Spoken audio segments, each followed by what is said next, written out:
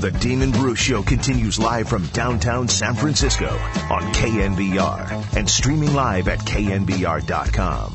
So one of the things that I totally planned on talking to you about yesterday is what happened in that Lakers-Warriors game when the Lakers shot 53 throws to the Warriors' 16 free throws. And, yeah, there were a lot of buckets that the Warriors missed down the stretch that if they had hit them, they would have ended up winning the game. And, I know that Tim Kawakami, who was a guy who I really respect everything he does and writes, he wrote about how the Warriors do have a penchant for fouling, and you shouldn't just cry a foul when one game's free throwing statistics get out of whack. And, normally I would agree with Tim in a lot of instances. The Warriors have not played a competent brand of defensive basketball, and when you don't do that, you create a lot of fouls. But this year they got better at it.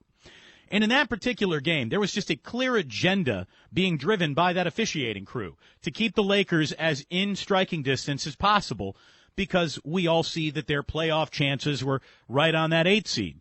And, do I accuse David Stern of rigging something here? My answer is yes, I do. I mean, I absolutely believe that there are times when games are officiated differently at the behest of the commissioner or maybe one of his underlings.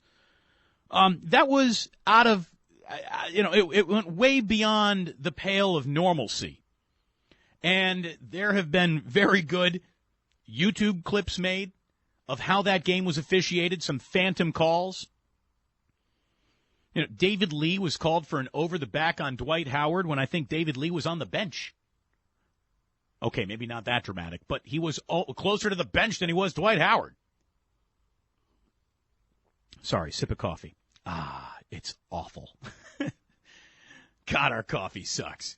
It really does. The machine's even broke. You can try to brew the half pot. Or you try to brew a full pot, and it only gives you half, so now you got this dark, awful, dank coffee. And then when you try to go like, just re-brew the half a pot, now you have a flooding situation, and interns are cleaning up the coffee mess. I didn't want to do that, so I'm just drinking the lousy, crappy coffee we got right now. Anyway, we could sit around and talk about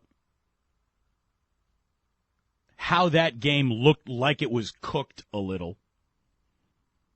But still, there's no real evidence to prove that my theory that the code red was called in from the New York City NBA offices, there's nothing to prove it.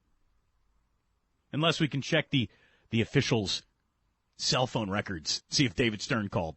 Look, I called the Warriors' loss 2 hours before it happened, and sure enough, it went down just like I told you it would. If I can see it 2 hours before, I'm sure a lot of you saw it during and afterwards. All the outrage that actually might have come from that game, all of the complaining, all of the bitching and moaning by Warrior fans and hearing Laker fans say, oh, shut up, you haven't earned the right to do it, and blah, blah, blah. All the discussion about how poorly that game was officiated was hijacked by Kobe Bryant's season-ending injury. Now, I won't begrudge Kobe Bryant's torn Achilles its place in the news cycle. That's big news. I also want to make a point. Saturday, when they played the Lakers, it reminded me of 2006, Game 6 against the Kings. All those fouls, I think the Kings shot 10 or 8 free throws to the Lakers 50 in the fourth quarter. It was ridiculous. And that was the Tim Donaghy rogue official. You can't find that footage anywhere on the internet game.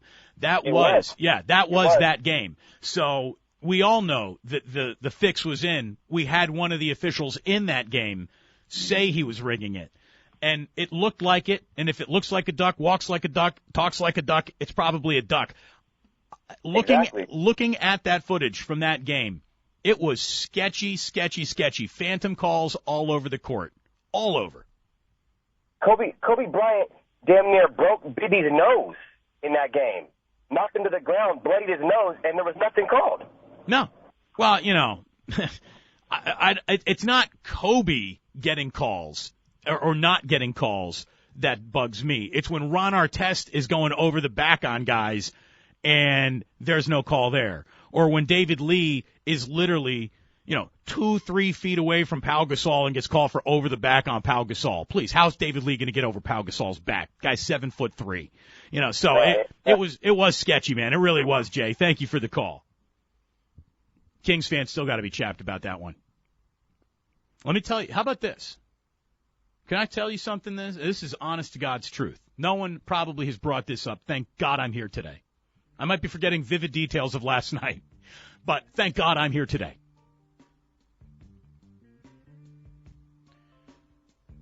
The Sacramento Kings would not be going through any type of relocation issue right now had they gone on to win that NBA title that year. Titles change things. I wonder how much it would have changed the Kings' fortunes.